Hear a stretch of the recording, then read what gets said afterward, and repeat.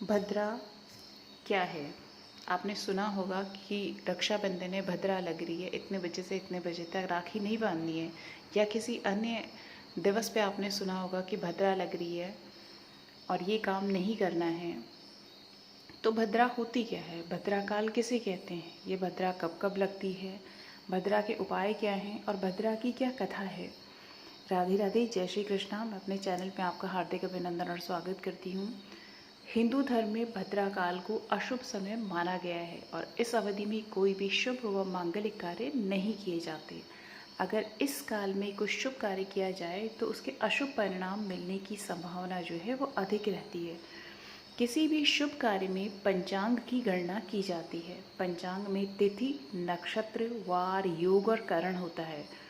पंचांग के 5वें भाग को करण कहते हैं। तिथि को पहले अर्धभाग को प्रथम करण और तिथि के दूसरा जो अर्ध भाग है उसको द्वितीय करण कहते हैं।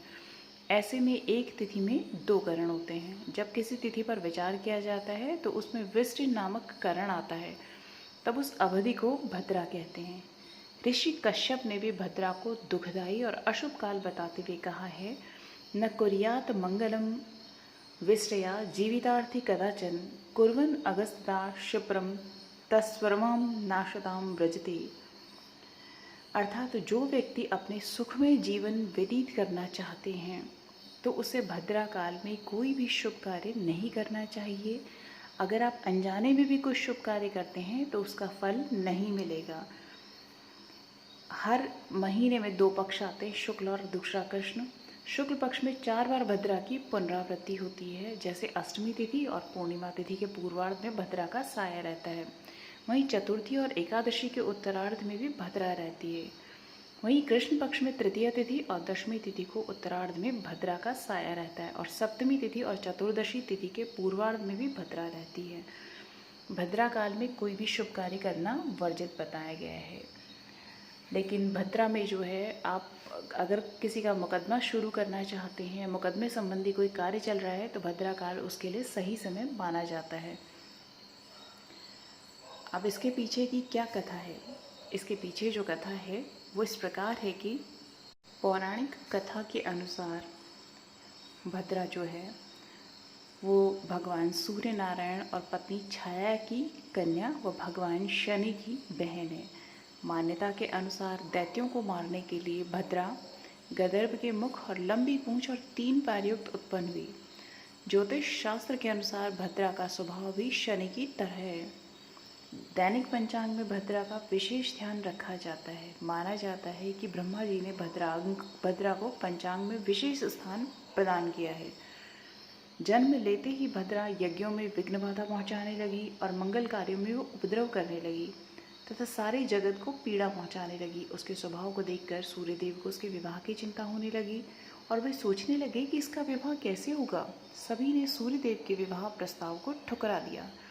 सूर्यदेव ने ब्रह्मा जी से उचित परामर्श मांगा। ब्रह्मा जी ने तब विष्ट से कहा कि भद्रे, बव, बालव, कौलव आदि कारणों के अंत में तुम निवास करो तथा जो व्यक्ति तुम्हारे समय में गृह प्रवेश तथा अन्य मांगलिक कार्य करे तो तुम उन्हीं में विघ्न डालो। जो तुम्हारा आदर न करे उनका कार्य तुम बिगाड़ देना। इस प्रकार उपदेश देकर ब्रह्मा जी अपने लोक चले गए। तब से भद्रा अपने समय में ही देव, दानव, मानव समस्त प्राणियों को कष्ट देती हुई घूमने लगी है।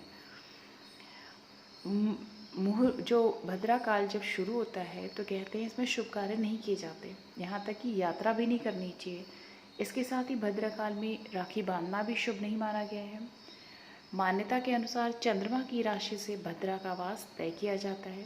गणना के अनुसार चंद्रमा जब कर्क राशि, सिंह राशि, कुंभ राशि या मीन राशि में होता है तब भद्रा का वास पृथ्वी में निवास करके मनुष्यों को क्षति पहुंचाती है।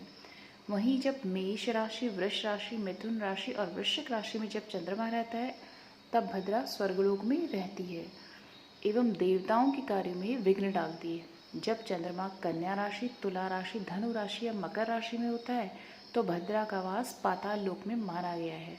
भद्रा जिस लोक में रहती है वहीं वो प्रभावी रहती है।